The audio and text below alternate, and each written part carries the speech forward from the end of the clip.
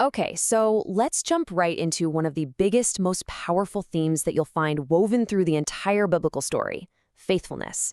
It's this idea that gets right to the heart of who God is, and in turn, the kind of life that we're all invited to live. Today, we're going to unpack this unbreakable promise. But first, I want you to just think about this for a second. What is the one promise that has never, ever been broken? I mean, that's a pretty big question, right? But the answer is really the key to understanding everything we're about to get into. So, let's start at the beginning. We're going to go back to the Old Testament, where the foundation for this whole idea of God's faithfulness is laid, brick by brick. To really get this, we've got to go back to the original Hebrew. The word is emet. Now, this isn't just about a passive belief or a feeling. It's an active word. It's describing something or someone who is completely reliable, true, and steadfast. Think of it as a quality you can build your entire life on. And what's really cool is that emet almost never shows up alone. It's almost always paired with this other word, hesed. And hesed means loving kindness or steadfast love. They're completely intertwined. What this shows us is that God's faithfulness isn't some cold, robotic principle. No, it's always expressed through this deep, loyal, committed love. And you see this play out all over the place in the story. This verse from Deuteronomy is a perfect example.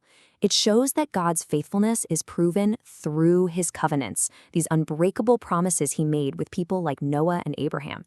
And look at that last part. It's a promise that echoes through 1,000 generations. Wow! So the Old Testament prophets are constantly setting up this pretty dramatic contrast. On one side, you have God, who always remembers his promises, who keeps his word, and who even offers mercy in the middle of judgment. And on the other side, you have humanity, prone to forget, prone to wander, which, as the story shows us again and again, leads to some really tragic consequences.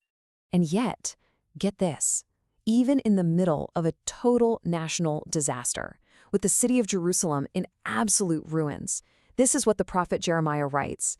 It's just this incredible statement that God's faithfulness, his emet and his hesed, it doesn't depend on our circumstances. It's constant.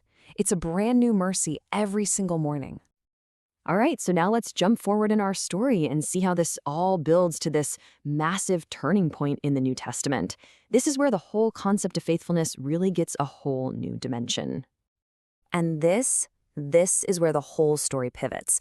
All of that faithfulness we were just talking about, all those covenants, all those promises from the Old Testament, they weren't just leading up to some abstract idea.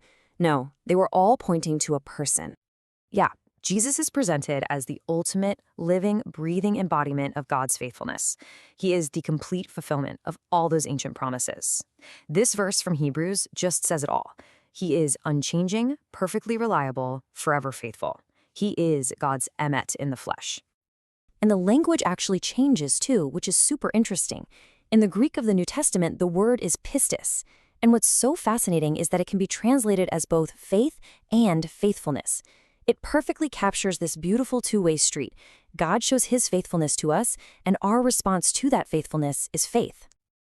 And this next part is maybe the most important piece of the whole puzzle. God's faithfulness is not based on us. It's not a reaction to how good we are or how much we get right. This verse from 2 Timothy says it all. Even when we are faithless, he remains faithful. And why? Well, because he cannot deny himself. It's who he is. It's his very nature. Okay, so God's faithfulness is perfect, and we see it in Jesus. Great. But what does that mean for us, right now? Well, the story expands from here, showing us how this exact quality is made available to us personally. According to the Apostle Paul, faithfulness isn't just something you have to grit your teeth and try harder to achieve. It's listed right here as a fruit of the Spirit, meaning it's a quality that can supernaturally grow in a believer's life. It's not just a characteristic to admire in God from a distance. It's something we can actually cultivate through his Spirit in us. Which brings us right to the big question. How do we actually do this? How do we take this really profound idea and make it real? How do we put faithfulness into practice in our lives? Jesus was all about this. He taught over and over again that what we do in the small, seemingly insignificant everyday moments, that's where it really counts. He believed that our faithfulness in the little things has massive significance in the big picture. And we see this perfectly in his parable of the talents, right? The master comes back and praises the servant not for some huge grand gesture, but for being faithful over a little.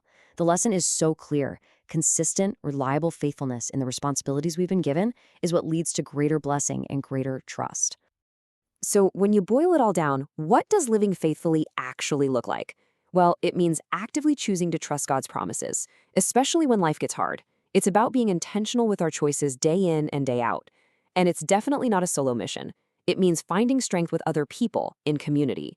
And really, it's all about learning to persevere through the tough stuff by leaning on His unbreakable faithfulness, not just our own. And that's really what it all comes down to. The entire biblical story, from beginning to end, makes one thing absolutely clear. God's faithfulness is the unwavering, unbreakable foundation for everything. So the question that it leaves for every single one of us is this: what are you building on it?